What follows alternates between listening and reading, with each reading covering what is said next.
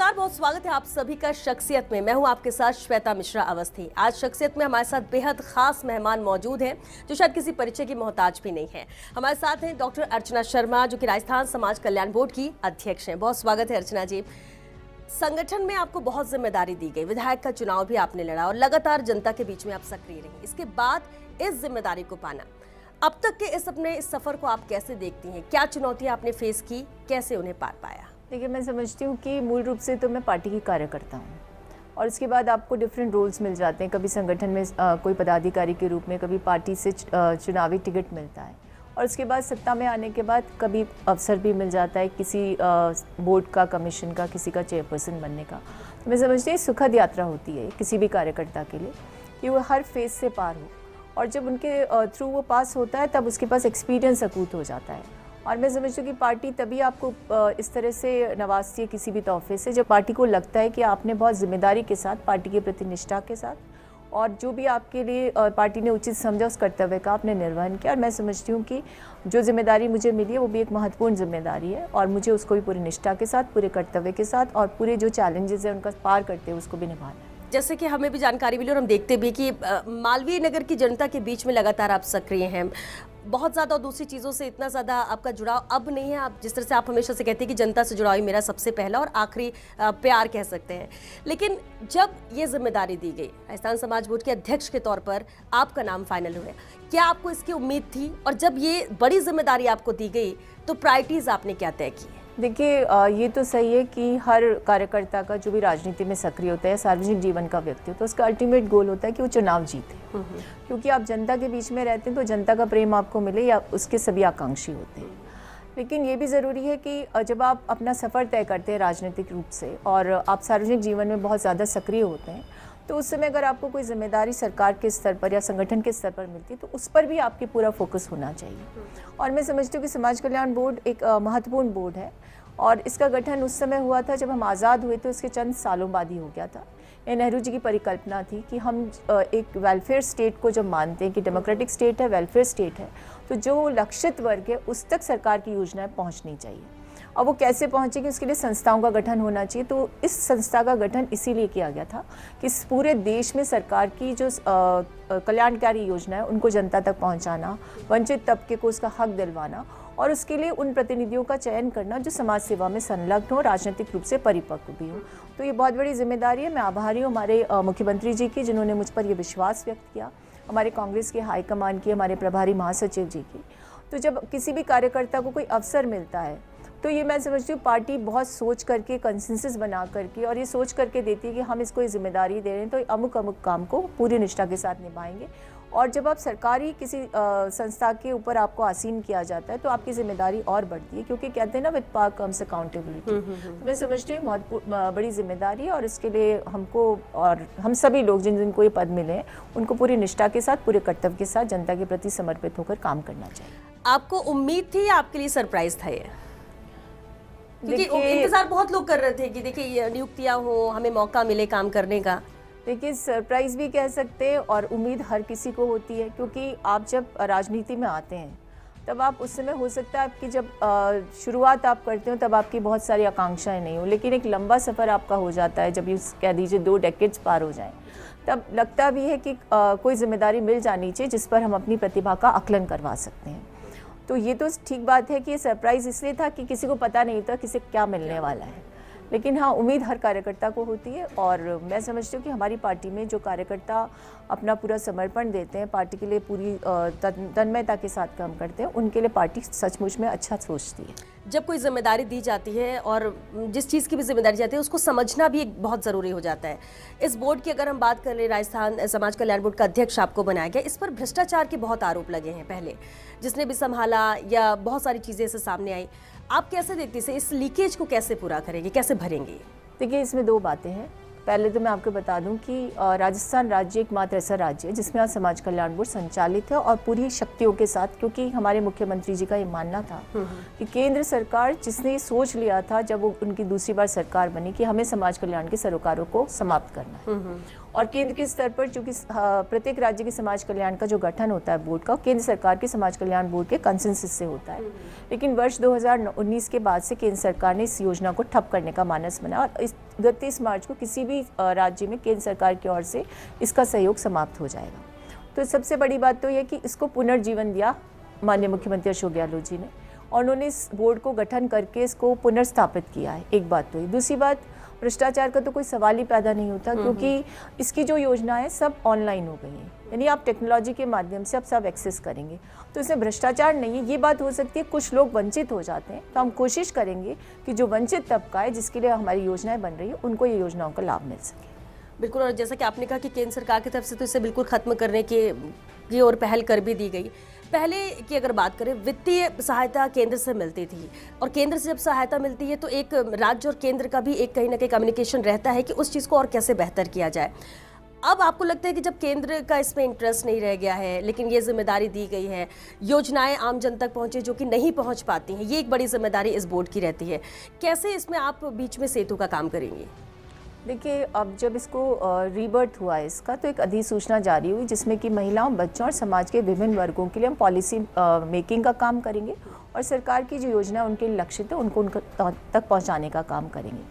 देखिए, एक तरह से एक ऑटोनॉमस बॉडी का गठन हुआ है और हम लोग जिसके सदस्य भी बने हैं, इसके चेयरपर्सन, वाइस प्रेसिडेंट बनाया गया है, और इसके बोर्ड के जितने भी मेंबर्स हैं वो लोग इसलिए उत्साहित हैं क्योंकि जिस चीज़ को एक बार हम सोच रहे थे कि वो शून्य में चला गया, उसका पुनर्जीवन हुआ है। तो हर व्यक्ति ये चाहता है कि उसमें जो कुछ भी होगा वो जनता की बेहतरी के लिए, और सब में इसी बात का उत्साह है कि जल्द से जल्द हम बोर्ड की मीटिंग का आयोजन करें और हमारे जो कार्य उनका संपादन करें। इसका जो स्कोप है बहुत बड़ा है, क्योंकि इसका नाम ही समाज कल्याण है। अब समाज से तात्पर्य होगा समझ जनता, यानी कोई भी वर्ग जिसको लगता है कि उसकी कोई भी आवश्यकता है वो हम तक अप्रोच कर सकता है, तो हम फैसिलिटेट कर सकते हैं, डिफरेंट डिपार्टमेंट्स को अप्रोच करके उनके लिए रिकमेंडेशन कर सकते हैं। सरकार की योजनाएं आप देख भी रहे हैं, राजस्थान में कितना बेहतरीन बजट आया, और मेरे तो सार्वजनिक जीवन के पूरे कार्यकाल में मैंने इतना अच्छा बजट नहीं देखा, और इसको लेकर के पूरे राज्य में तो उत्साह है ही। अन्य राज्यों को भी में भी इसके लिए स्टडी किया जा रहा है, जैसे फ्री मेडिसिन स्कीम को स्टडी करके लोगों ने रेप्लिकेट करने का काम किया था। तो मैं समझती हूँ कि जब इतनी अच्छी योजनाएं बनी, सिलिकोसिस पीड़ितों के लिए पेंशन योजना, मृतक को के परिवार को पालनहार से जोड़ना, उसकी जो घर के लोग हैं उनको जो पेंशन उपलब्ध हो सकती है वो सब मिले, इस तरह की बहुत सी योजनाएं राज्य सरकार चला रही है। तो ऐसे में जिन लोगों को जानकारी नहीं है, कोविड का जो मामला है उसमें जिनकी मृत्यु हुई है, उनके लिए सरकार ने जिस तरह से सहयोग दिया आर्थिक रूप से, उन सबको उन तक पहुंचाना, तो ये ऐसी चीज़ें हैं जिसको लेकर के एक संवेदनशीलता की आवश्यकता है। और मैं समझती हूँ कि हमारा जो सोशल वेलफेयर बोर्ड है इस चीज़ को सुनिश्चित करेगा कि सरकार की ऐसी योजनाएं जिससे कि जो लोग लाभान्वित हो सकते हैं, जिनको सचमुच में सहायता की आवश्यकता है, उन तक हम उनको ले जा करके और उनके हक को उनको दिलवाने का काम करें। तो फोकस पूरी तरह से इस पर रहेगा और इस पर काम भी अब मान सकते हैं चल ही रहा होगा, शुरू भी हो चुका। निश्चित रूप से हम लोग, हमारा जब से गठन हुआ है इस बोर्ड का, तो हमारी कवायद ये है कि हमें एक मैंडेट नया मिला है, और इस मैंडेट को कैसे इनोवेटिव तरीके से सरकार की मंशा के अनुरूप उसको एक लोक कल्याणकारी सोच के साथ उसको किस तरह से संचारित किया जाए, उसका प्रचार प्रसार किया जाए। हमारी सरकार की इतनी सारी फ्लैगशिप योजनाएं हैं, और आप देखेंगे तो ऐसी फ्लैगशिप योजनाएं किसी भी राज्य में देखने को नहीं मिलती है। तो ऐसे में उन फ्लैगशिप योजनाओं का सचमुच में क्रियान्वयन हो सके, उसमें भी हमारी सहभागिता हो, इसका हम प्रयास करें। अर्चना जी, अभी माना जाए जैसे विचारधारा की हम बात करते हैं, सबकी अपनी अपनी विचारधारा होती है, बचपन से कई चीज़ें होती हैं, कई आप जब राजनीति में प्रवेश करते हो तब होता है। आपकी अगर बात करें, कांग्रेस विचारधारा के आप, लेकिन पारिवारिक पृष्ठभूमि की बात करें तो वो संघ से है, राष्ट्रवाद, एक अलग विचारधारा हो जाती है। इसे आप कैसे मैनेज करते हैं? क्या किस तरह की कोई दिक्कत नहीं आती है जब कभी चर्चा होती हो, बात होती हो पारिवारिक तौर पर भी, या बाहर से भी कभी सवाल उठते हो? देखिए श्वेता जी, अब नहीं उठते हैं। जब मैंने राजनीति की शुरुआत की थी, मेरी विचारधारा तो मेरी व्यक्तिगत विचारधारा है, और उस विचारधारा के साथ जुड़कर मैंने निष्ठा के साथ काम किया। और मुझे उस समय सेटबैक लगता था जब लोग मुझे नहीं देखते थे और ये कहते थे कि अमुक अमुक जो व्यक्ति हैं इनके परिवार के, उनकी विचारधारा दूसरी और इनकी अलग है, ये हमारी पार्टी में क्या कर रहे हैं, ऐसे भी लोग थे उस समय। पर देखिए, मैंने अपने जीवन में एक ही चीज़ सीखी है, यदि मुझे किसी चीज़ को मुझे करना है तो मुझे कोई समझौता नहीं करना। और मुझे लगता है कि अब ये चीज़ गौण हो चुकी है, और मैं नहीं मानती कि मेरे परिवार के किसी सदस्य ने मेरी राजनीतिक यात्रा में अपनी किसी चीज़ को अधिरोपित करने का प्रयास किया। मेरे परिवार ने ये चीज़ सुनिश्चित की थी कि मेरी एक इंडिविजुअल आइडेंटिटी है और मैं उसके साथ चल रही हूँ, तो मुझे जब मैं कोई समझौता नहीं करना चाहती तो मेरे साथ कोई समझौते की बात नहीं होनी चाहिए। और मैंने भी इसको सुनिश्चित किया कि अपने इस 22 साल के सार्वजनिक जीवन में मैं किसी भी स्वरूप में अपने परिवार के किसी भी सदस्य को नीचे देखने का काम नहीं करूँगी, दिखाने का। तो मैं किसी प्रकार के समझौते के लिए आज भी तैयार नहीं हूँ। मैं अपने निजी व्यक्तित्व के आधार पर काम करती हूँ, मेरी अपनी आइडेंटिटी है। लोग मुझे अर्चना शर्मा के नाम से जानते हैं। मुझे किसी और व्यक्ति के साथ जोड़ करके यदि कोई स्थापित करना चाहे तो मैं समझती हूँ कि उनके मन में कोई ना कोई संशय या मेरे प्रति कोई भय होगा। अन्यथा आज के इस युग में हर व्यक्ति, चाहे वो महिला हो चाहे पुरुष हो, यदि किसी क्षेत्र में सक्रिय होते हैं तो अपने वजूद पर होते हैं और सार्वजनिक जीवन में वजूद बनाया जाता है। तो मुझे खुशी है मैंने अपने अस्तित्व को कायम किया।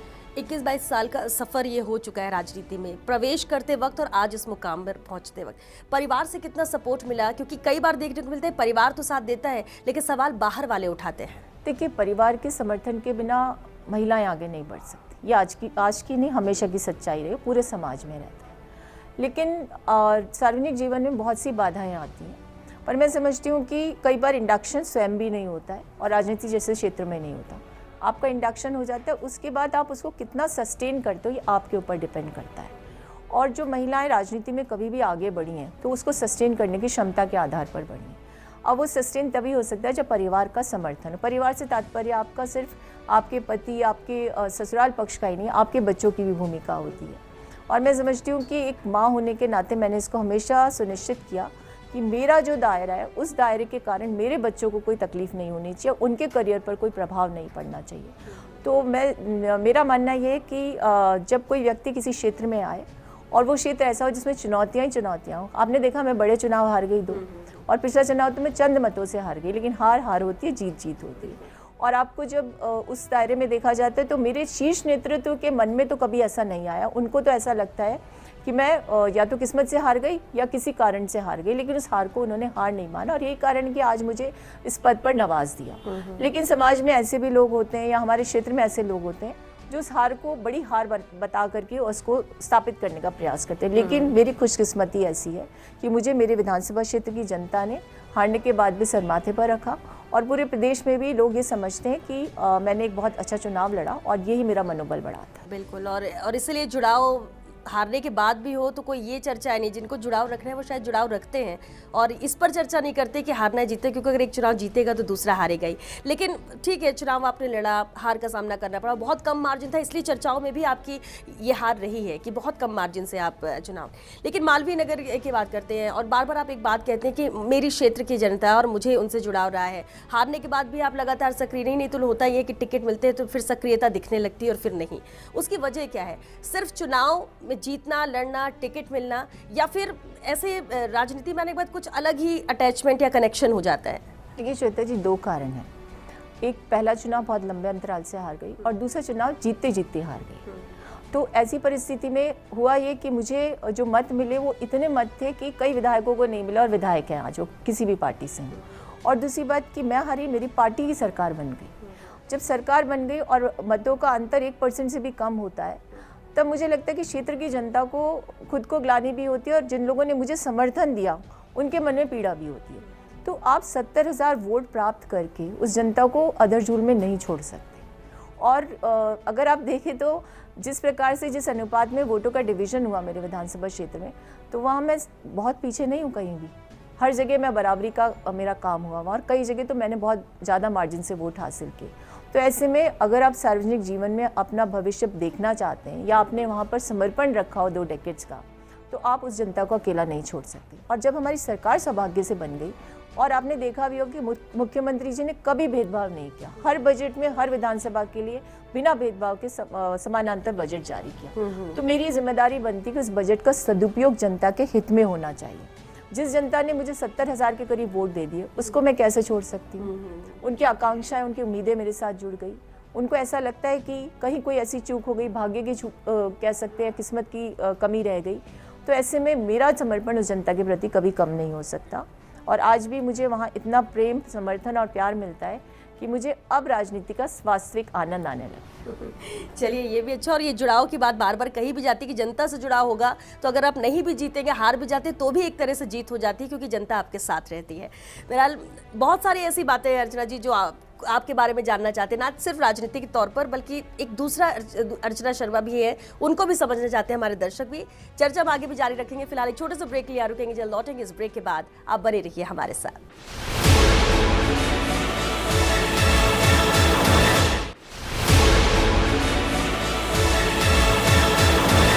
ब्रेक के बाद एक बार फिर आप सभी का बहुत स्वागत है। बेहद खास मेहमान लगातार हमारे साथ बनी हुई डॉक्टर अर्चना शर्मा। अर्चना जी, एक बार फिर आपका बहुत स्वागत है। और ब्रेक में जाने से पहले भी हम चर्चा कर रहे थे, महिलाओं की बात आपने कही थी कि प्राथमिकता में ये रहेगा। हम उत्तर प्रदेश की बात करें तो प्रियंका गांधी ने महिलाओं के आरक्षण की बात उठाई थी, मुद्दा उठाया था। हालांकि उत्तर प्रदेश में ज्यादा फायदा कांग्रेस को नहीं मिल सका, लेकिन क्या इस मुद्दे को लेकर राजस्थान में फोकस किया जाएगा? क्या राजस्थान में आगामी चुनाव के मद्देनजर हो या फिर मजबूती के मद्देनजर हम बात करें, महिलाओं को मौके मिलेंगे? देखिए श्वेता जी, एक बात तो स्थापित हो गई देश की राजनीति में कि महिलाएं अब एक बहुत बड़ा प्रभाव करने वाला वर्ग बन चुका है, एज अ वोटर भी, और उनका रिप्रेजेंटेशन बढ़ना चाहिए, इसमें भी कोई दौराय नहीं है। और आप अगर देखें इतिहास उठाकर तो कांग्रेस ने हमेशा महिलाओं के रिप्रेजेंटेशन को सुनिश्चित किया, पार्टी के स्तर पर भी और टिकट देने के मामले में भी। प्रियंका जी ने पहल की, और पहल की तो इसका सकारात्मक परिणाम ये निकला कि भले हमारी पार्टी के नेताओं को वहाँ वोट नहीं मिले, लेकिन अन्य पार्टियों ने महिलाओं से जुड़े हुए मुद्दों को केंद्र बिंदु में लाकर अपने मैनिफेस्टो में स्थान दिया है। तो समय के साथ ये परिवर्तन आएगा, और ये तो किसी भी समाज में आप चले जाइए, किसी भी कितने भी परिष्कृत समाज में जाइए, वहाँ महिलाओं को अपना स्थान प्राप्त करने के लिए संघर्ष करना पड़ता है। लेकिन मेरा ये मानना है कि जब हमारी पार्टी की नेता ने ये सुनिश्चित कर लिया है, तो आगामी समय महिलाओं को उचित प्रतिनिधित्व मिले, इसको भी सुनिश्चित करने का काम किया जाएगा। और मैं तो पैरोकार हूँ ही महिला होने के नाते, और मैं समझती हूँ कि अभी भी आपने देखा होगा तो जितने अपॉइंटमेंट्स हुए उसमें भी महिलाओं को चाहे मेंबर्स के रूप में, चेयरपर्सन के रूप में स्थान दिया गया है, और उनकी काबिलियत के अनुसार उनको पद दे करके और ये सुनिश्चित करने का काम किया गया कि उनको मंच दें, और मंच के माध्यम से वो उनकी जो काबिलियत है उसके आधार पर जनता को लाभ मिल सके। तो एक सुखद पहल है, और आगामी समय में आप देखेंगे कि धीरे धीरे ये परिवर्तन आएगा कि महिलाएं अपने स्थान को प्राप्त करेंगी इस उचित अनुपात। अच्छा, आधी आबादी तो नाम भी दे दिया गया, बराबरी के हक की बात यहाँ पर की जाती है, लेकिन अगर हम सिर्फ राजनीति को लेकर बात करें, कितना संघर्ष महिलाओं के लिए है राजनीति में? क्या कितने उनको मौके मिलते हैं, या सिर्फ बातें की जाती है? क्योंकि बराबरी के हक की तो बात की जाती है, लेकिन अगर कुछ परसेंट की भी बात की जाए तो उस परसेंट तक भी महिलाओं की संख्या नहीं पहुँच पाती है राजनीति में। हम राजस्थान की बात कर लिया, दूसरे राज्यों की भी। देखिए, इसमें मैं समझती हूँ कि हो सकता है किसी को बुरा भी लगे, इसमें दोष महिलाओं का भी है, क्योंकि एज वोटर भी वो इस चीज़ को सुनिश्चित करेंगी कि जब महिला खड़ी है तो हमें उसका साथ देना चाहिए, तभी वो प्रतिनिधित्व बढ़ सकता है।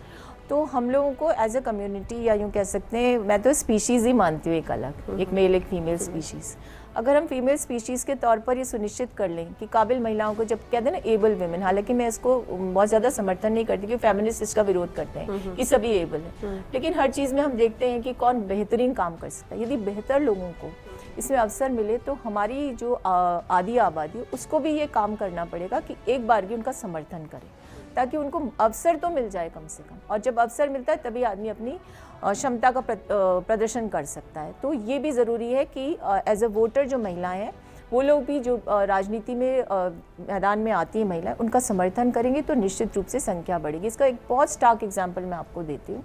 नॉर्डिक कंट्रीज़ यानी स्वीडन हो गया, डेनमार्क हो गया, वहाँ पर कोटा सिस्टम नहीं है, लेकिन आज वहाँ महिलाएं जो हैं वो 50% क्या 80% आ गई हैं, क्योंकि एनवायरनमेंट क्रिएट किया गया वहाँ पर। और वैसे भी हम जानते हैं कि महिलाओं में एक नैसर्गिक गुण होता है, कि इंट्रिंसिक कह सकते हैं क्वालिटी होती है, वो अल्ट्रुइज्म है उनमें, कंपैशन है। तो उन लोगों के ऐसे क्षेत्रों में आने में जहाँ पॉलिसी मेकिंग होती है, वहाँ पर वो जब होंगी, डिसीजन लेने के लेवल्स पर वो होंगी, तो निश्चित रूप में समाज में सुधार आएगा। तो महिलाओं को अवसर हर क्षेत्र में मिलना चाहिए। आंकड़ों की अगर बात करें तो महिला अपराधों में भी लगातार वृद्धि हो रही है। किस तरह से इन्हें नियंत्रण किया जाएगा, कैसे कंट्रोल किया जाए? क्या चीज़ें हैं जिसमें समाज में महिलाओं के साथ अपराध में भी नियंत्रण हो और महिला अपने आप को सुरक्षित महसूस करे? देखिए, अपराध की स्थिति जो है वो सचमुच में जब हमने उत्तर प्रदेश की घटनाओं को देखा तो बहुत ही विभत्स घटनाएं थी, या कहीं की भी ले लीजिए, तो ये बहुत दुखद है कि हम एक तरफ तो कहते हैं कि हम प्रोग्रेसिव सोसाइटी होते जा रहे हैं, लेकिन हमारा जो माइंडसेट है उसमें अभी भी कहीं ना कहीं महिला को एक कमोडिटी समझा जाता है, और गरीब तबका इससे ज़्यादा प्रभावित होता है। तो मैं समझती हूँ कि अब आवश्यकता महिलाओं के सशक्तिकरण की नहीं है, अब आवश्यकता है पुरुष की मानसिक सशक्तिकरण की, ताकि महिलाओं को उसकी एजेंसी से वंचित ना करें, और उनको जब अवसर मिले तो उससे भयभीत ना हो, उससे अपना प्रतिद्वंदी ना समझे, बल्कि उसको सहयोगी समझे। जब ये मानसिकता विकसित होगी तो मैं समझती हूँ समाज में ये अपराध कम होंगे। लेकिन जहाँ तक हमारी जिम्मेदारी है सरकार के स्तर पर, तो मेरा मानना है कि हमारी सरकार ने बहुत से ऐसे कड़े कानून ला करके और महिलाओं की सुरक्षा को सुनिश्चित किया। हम ये नहीं कहते कि अपराध पूरी तरह से नियंत्रित हुआ है, लेकिन अपराधी को सज़ा दिलवाना, महिलाओं के प्रति हो रहे अपराधों पर अंकुश लगाने के लिए नोडल ऑफिसर्स क्रिएट करना एसपी लेवल पर, ये सारी एक ऐसी सोच है जो महिला को सुरक्षा प्रदान करने के लिए, उसके मन से भय को समाप्त करने के लिए और भयाक्रांत समाज को सुरक्षा देने के लिए बहुत बड़े कदम। पॉलिटिकली जिस तरह से आप लगातार ग्रोथ कर रही हैं, 20-22 साल का भी ये सफ़र लंबा तय किया, जनता से जुड़ाव, बहुत सारी अलग अलग जिम्मेदारियां भी दी गई, लेकिन अगर डॉक्टर अर्चना शर्मा इनको अलग किया जाए और एक दूसरी जो घर गृहस्थी चलाने वाली, परिवार को साथ में लेकर चलने वाली, अपने आप में आप कैसे अंतर पाती हैं, कैसे अंतर करती हैं दोनों जगह? श्वेता जी, आप भी हमसे कम काम नहीं करती और आपका क्षेत्र भी चुनौती भरा है, लेकिन राजस्थान में श्वेता मिश्रा का एक अलग स्थान है ना। तो आप बेहतरीन तरीके से जानते हो कि हम मल्टीटास्कर्स हैं और ये हमारी इनेट क्वालिटी है और मैं समझती हूँ कि हर महिला इसको बखूबी निभाती है। माँ जब बनना है तो माँ बनती है, माँ के उसका ममत्व तो कभी ख़त्म होता ही नहीं है। और एक महिला को ये अच्छे से पता है कि उसकी पारिवारिक क्या जिम्मेदारियाँ हैं, उसके जीवन में अन्य जो उसके जॉब से रिलेटेड क्या जिम्मेदारियाँ हैं, और हम उसको बखूबी निभाते हैं, हर महिला निभाती है। तो मुझे भी मैं कोई स्पेशल काम नहीं करती, लेकिन हाँ, ये चीज़ ज़रूर सुनिश्चित हर महिला को करनी चाहिए कि जब हम अपने करियर को देख रहे हैं तो उस समय हम अपने परिवार के, अपने बच्चों के करियर के साथ कोई कॉम्प्रोमाइज़ ना करें, क्योंकि अल्टीमेटली सबसे बड़ी पूंजी हमारे बच्चे होते हैं और यदि बच्चे सकारात्मक रहेंगे, सही रास्ते पर चलेंगे, तो हमें अंत में जाकर जो संतोष मिलता है वो वहीं मिलेगा। तो ये जिम्मेदारी एक माँ की होती है और उसको मैं समझती हूँ कि पता नहीं, ये तो आप लोग देखेंगे तो पता कर पाएंगे, लेकिन मुझे संतोष है कि मैं अपने बच्चों के लिए बारे में हमेशा सोचती हूँ और उन्हें कोई तकलीफ ना हो, उनकी तकलीफ़ों को दूर करने के लिए हमेशा तत्पर है। आपने कहा महिलाएं मल्टीटास्कर होती हैं और यही आपके साथ भी है ये गुण, क्योंकि कई अलग अलग काम, अलग अलग जिम्मेदारी सबको निभाना है, कहीं कोई कमी ना रह जाए। लेकिन अगर इन सब चीज़ों से इतर बात करें, अर्चना शर्मा खुद के लिए कैसे टाइम निकालती, कैसे वक्त निकालती, क्या चीज़ें जो आपको करना पसंद है? क्योंकि हमें जैसे हम जितना जानते हैं, बुक्स पढ़ना बहुत पसंद है आपको और उसके लिए आप शायद कोई कॉम्प्रोमाइज़ भी नहीं करती हैं वक्त के साथ। देखिए, कुछ लोगों की हॉबी होती है, कुछ लोगों की आदत हो जाती है, और इसके लिए तो मेरे फादर से मैंने सीखा, क्योंकि वो एक बहुत बड़े पुलिस ऑफिसर थे, लेकिन मैंने देखा कि डिसिप्लिन उनकी लाइफ का पार्ट था और यही शायद मैंने भी अपनाया। और मैंने कभी भी अपने हालांकि बहुत ज़्यादा अब नहीं पढ़ती हूँ, लेकिन टाइम कम हो गया, पर ये सुनिश्चित करती हूँ कि 1.5-2 घंटा मुझे पढ़ना है। अब वो अखबार पढ़ना है या किसी किताब को पढ़ना है, ये डिपेंड करता है, लेकिन समाचार पत्रों में मेरी रुचि रहती है और मैं इसको सुबह उठने के बाद, वो नित्य कर्म जिसे कहा जाता है उसका हिस्सा है वो, तो उससे मैं कॉम्प्रोमाइज़ नहीं करती। बिल्कुल, तो ये एक अब आदत बन चुकी है, आप ये कह रहे हैं, और इसलिए ये लगातार जारी भी है। लेकिन एक चुनाव की इधर हम बात करते हैं, चुनाव जीतना हारना ये अलग बात है, लेकिन जब चुनाव आते हैं तो कई मुद्दे हो जाते हैं जो बहुत ज़्यादा सक्रिय, उन मुद्दों को लेकर ही बातचीत की जाती है ताकि जनता आपके साथ जाए।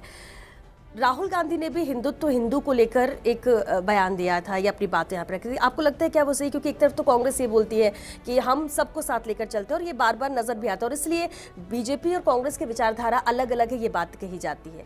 लेकिन क्या आपको लगता है कि चुनाव के दौरान जो जरूरत होते हैं वो मुद्दे बन जाते हैं? फिर हम सिर्फ कांग्रेस की बात नहीं करें, जनरल वे में किसी भी पार्टी के लिए। राहुल गांधी जी ने जो कहा वो उनकी तरफ से एक प्रयास था देश की जनता को समझाने का कि हम लोग इस देश के नागरिक हैं और जाति धर्म के आधार पर यदि विभेद की राजनीति होगी तो देश के लिए अच्छा नहीं है। और उन्होंने अपने स्तर पर अच्छे से समझाने का प्रयास किया, लेकिन उनको किसी नेगेटिव परसेप्शन के साथ प्रस्तुत करने का काम हमेशा हमारी विपक्षी पार्टी ने, जो हमारी विपक्षी पार्टी, उसने किया।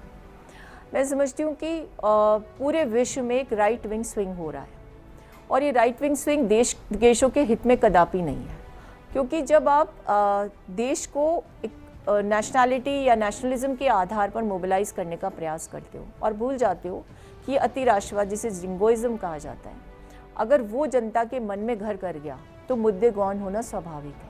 आज आप देखिए कितनी बेरोजगारी है, कितने अपराध बढ़ रहे हैं पूरे देश में, हमारी फॉरेन पॉलिसी में कितना डिफ्लेक्शन आ गया है, हमारे जो निकटस्थ पड़ोसी थे वो हमारे दुश्मन होते जा रहे हैं, हमारी भूमि पर चीन कब्जा कर लेता है, हमारा जो क्वाड की मेंबरशिप एक तरफ होती है, दूसरी तरफ रशिया को लेकर हमारा क्या स्टैंड होता है, ये सारी चीज़ें सब गौण होती जा रही हैं। और जिस उत्तर प्रदेश में गंगा में लाशें बह रही थी, उस उत्तर प्रदेश की जनता ने सोचा ही नहीं कि मानवता किस तरह से शर्मसार हुई और मैंडेट आ गया वहाँ पर। मैं ये नहीं कहती कि सिस्टम हैक हो गया, लेकिन माइंड हैक हो रहे हैं। और जब दिमाग पर किसी प्रकार से किस तरह की बातें काबिज होने लगती हैं तो फिर मुद्दे गौण हो जाते हैं। तो मेरा ये मानना है कि कुछ समय का दौर है, लेकिन जनता को समझ आएगा। युवातम देश के युवा जब रोजगार के लिए भटकते हैं, जब एम्प्लॉयमेंट रेट की जो दर आती है, ह्यूमन इंडेक्स की बात कर लीजिए, आज हम 132वें नंबर पर हैं, तो ये हमारी उपलब्धि है क्या? तो ये सारी स्थितियाँ इस बात को बयां करती है कि इस समय भावनाओं के बयान में लोग बह रहे हैं, लेकिन जब सच्चाई की धरातल पर जब सबकी आंखें खुलेंगी तब तक बहुत कुछ खराब हो चुका होगा। आज देखिए पेट्रोल डीजल की दरों को, रसोई गैस क्रश करने की क्षमता खत्म हो गई। और मैं हतप्रभ तब हो जाती हूँ जब समाचार पत्रों में कहा जाता है कि साहब ये चुनाव तो भारतीय जनता पार्टी इसलिए जीत रही है कि वो वेलफेयर स्कीम्स को जनता तक पहुँचा रही है, और पहुँचाने का माध्यम वही है जो यूपीए सरकार लाई। लेकिन मैं पूछ रही हूँ आपसे कि आज मैं समाज कल्याण बोर्ड की अध्यक्ष हूँ और केंद्र सरकार ने समाज कल्याण बोर्ड को बंद कर दिया, तो फिर कैसी वेलफेयर की बात हम करें? और अगर जनता को जनता न समझकर लाभार्थी करार दे दिया जाए तो ये लोकतंत्र का मजाक है, और मजाक नहीं, उस जनता का अपमान है। ह्यूमैनिटी को किस तरह से डिग्रेड किया जाता है लाभार्थी बनाकर व्यक्ति को, उस तरह की राजनीति से यदि जनता खुश है तो मेरी समझ से परे है। अर्चना जी, एक और अहम सवाल, कोई भी राजनेता जब आगे बढ़ता है तो उसके साथी ही उससे छूटने लगते हैं, या ये कहे कि उन्हें अच्छा नहीं लगता है, वो उनके लिए गड्ढे खोदने लगते हैं। ये क्या राजनीति, ये हमेशा से रही है या आपको लगता है कि अब हो गई है, या फिर इनसिक्योरिटी है? इसे लेकर क्या कहेंगे? देखिए, सिर्फ राजनीति में नहीं है, ये हर क्षेत्र में होता है। कोई व्यक्ति आगे बढ़ रहा है या उसके ज़्यादा प्रशंसक हैं, तो ये स्वाभाविक मानव प्रवृत्ति है कि उसके साथ प्रतिस्पर्धा करने वाले उसकी टांग खींचने का काम करते हैं। लेकिन अब इस मानवीय प्रवृत्ति से तो राजनीति में तो आप पार पा ही नहीं सकते, और क्षेत्रों को भी छोड़ दीजिए बात। तो मेरा मानना है कि ये तो स्वाभाविक मानवीय प्रवृत्ति है, और यदि हम इन चीज़ों में उलझे रहेंगे तो आगे बढ़ना मुश्किल हो जाएगा। तो या तो इनको अपने शोल्डर्स को श्रग करिए, आगे बढ़ जाइए। यदि इनके प्रति संवेदनशील होंगे तो आपको खुद को आघात लगेगा, और राजनीति जैसे क्षेत्र में तो आपको प्रतिस्पर्धा का सामना करना ही पड़ेगा। और एक अंतिम सवाल, राजस्थान समाज कल्याण बोर्ड का अध्यक्ष, एक बड़ी जिम्मेदारी आपको मिल चुकी है, आपकी प्रायोरिटीज़ भी यहाँ पर तय हैं, बहुत सारी चीज़ें जो आपको लग रहा होगा कि कम से कम वक्त में भी ज़्यादा से ज़्यादा काम मैं कर सकूँ, लेकिन कोई एक चीज़, अभी आपने बहुत सारी बातें की, लेकिन कोई एक चीज़ जिसमें आप चाहेंगे कि 100% उस काम को करना है इस पद में रहते हुए? देखिए, मेरा एक ही उद्देश्य है कि जो हमारा मैंडेट है वो तो हमें पूरा करना ही है, लेकिन हमारी सरकार की ऐसी योजनाएं जैसे चिरंजीवी स्वास्थ्य बीमा योजना है, महिलाओं के लिए मोबाइल फ़ोन उपलब्ध करवाने की बात है, ये सारी ऐसी योजनाएं जिनको लक्षित वर्ग को अवेयरनेस उपलब्ध करवाने की ज़रूरत है, और हम अवेयरनेस का काम करना चाहते हैं। जब व्यक्ति जागरूक होगा अपने अधिकारों के प्रति तो निश्चित रूप से उससे लाभान्वित भी होगा, और हम जनता को लाभार्थी नहीं, हकदार बनाने की, उसमें हिस्सेदार बनाने की बात करेंगे। और मेरा तो यही मकसद रहेगा हमेशा कि मैं सरकार की योजनाओं का प्रचार प्रसार कर सकूं, हमारा डिपार्टमेंट उसका प्रचार प्रसार कर सके, और वो जनता को उससे लाभ मिल सके। ये हमारा लक्ष्य है, उद्देश्य है, और मैं उम्मीद करती हूँ कि हम इस पर खरे उतरने का काम करें। बिल्कुल, और यही उम्मीद हम भी करते हैं कि जो आपने लक्ष्य यहाँ पर तय कर रखा है इस बड़ी जिम्मेदारी को निभाने का, वो जल्द से जल्द पूरा हो, और जनता भी जो उम्मीद आपसे लगाए बैठी है वो भी यहाँ पर पूरी हो। क्योंकि जब ये पद दिया जाता है, जिम्मेदारी दी जाती है, तो जिम्मेदारी न सिर्फ आपकी बढ़ जाती है बल्कि भरोसा और ज़्यादा आम जनता का भी हो जाता है कि ये काम है या ये चीज़ें सुधार होना चाहिए, वो होगा। और आप जिस तरह से आश्वस्त कर रही हैं तो जनता भी उम्मीद आपसे भी यही करती है। बहुत शुक्रिया अर्चना जी हमारे शो में आने के लिए। तो चलिए, शिक्षा शख्सियत में आज के लिए बस इतना ही, फिर हाजिर होंगे दूसरी शख्सियत के साथ। फिलहाल दीजिए इजाजत, नमस्कार।